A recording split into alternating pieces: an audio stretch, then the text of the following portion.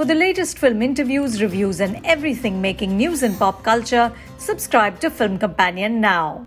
An epic story with overwhelming machismo. That's the descriptor on the official trailer of Shootout at Wadala, a film Sanjay Gupta made in 2013. The one thing you can say about the director is that he's consistent.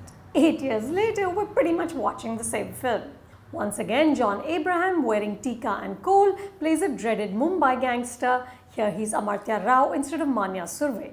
And once again, Sanjay is fetishizing dons and guns. Every second shot is a slow motion ode to their daring, their outsized testosterone, and their unstinted panache. With their tight shirts, bulging biceps, and Ray-Ban glasses, these are criminals positioned as urban cowboys. To this reworking of his own material, Sanjay adds lensing choices and camera angles that echo Ram Gopal Varma.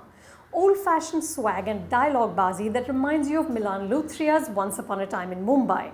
The presence of Emraan Hashmi aids in that. And a character modelled on Shiv Sena Supremo Bal Thackeray.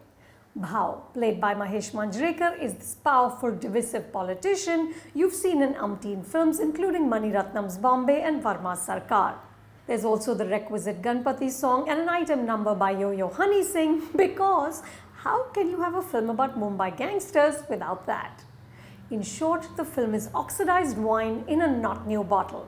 Sanjay has described Mumbai Saga as his most ambitious film, but the ambition seems to be mostly expended on style and set pieces rather than a coherent narrative or layered characters. The film begins with a gruesome murder on the Mumbai streets in the mid-90s and then flashes back to the events that led to the rise of this lawlessness and of Amartya, who starts out as a lower middle-class man who quietly pays hafta to the local goons. But when they mess with his younger brother, all hell breaks loose and he transforms without hesitation into a killer on a rampage. Suddenly, he's chopping limbs and breaking bones, and no one in his family seems worried. His girlfriend, in fact, smiles appreciatively.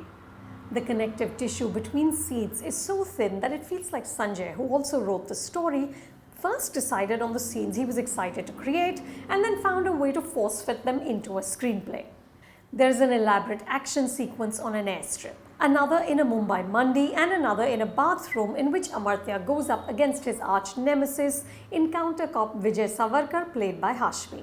All of these are staged with precision, but Sanjay and Robin Bhatt, who co-wrote the screenplay, can't be bothered to connect the dots, or build tension, or give the sketchy characters depth. Motivation is too much to expect, but these guys don't even adhere to any internal logic. Prateek Babbar plays the Anil Kapoor from Parinda figure, Amartya's younger brother, a good guy who's inevitably sucked into the bloodshed. But he doesn't seem troubled by the turn of events and instantly becomes trigger-happy. Sunil Shetty shows up as a don who doles out timely advice while looking cool on a boat and then disappears. Gulshan Grover, playing a drug dealer, pops in whenever Amartya needs any help. There's a track about Bhau's identity politics. We see him delivering lines like Marathi ko jo tokega, Marathi usko thokega. But we have little sense of how his fiery parochialism shapes the city. And the most bewildering is Vijay. In an interview, Emraan described the character as a gangster in uniform. In one scene, we see Vijay speak proudly about the number of criminals he's murdered and his favorite place to kill them. But suddenly, in another scene, he turns heroic and gives his juniors a rousing speech on the khaki vardi and how they must honor it. The writing is a mess and the acting isn't much better. John rages and smashes bodies like he did in Satyamev Jayate. His physicality and presence fill up the frame. Sanjay showcases him like a mythical hero. Even when he's doing horrific things with a razor blade, we are meant to admire him. But to build a character, you need more than low-angle shots and slow motion. The only actor who shows some spark is Amol Gupte, playing a gleeful gangster named Guy Tonde.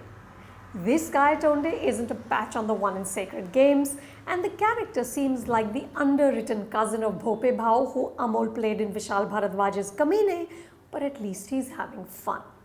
The rest of the men are either surly or smirking.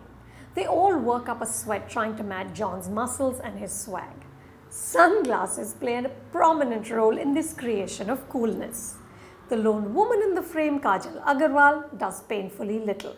Mumbai Saga is apparently inspired by true events.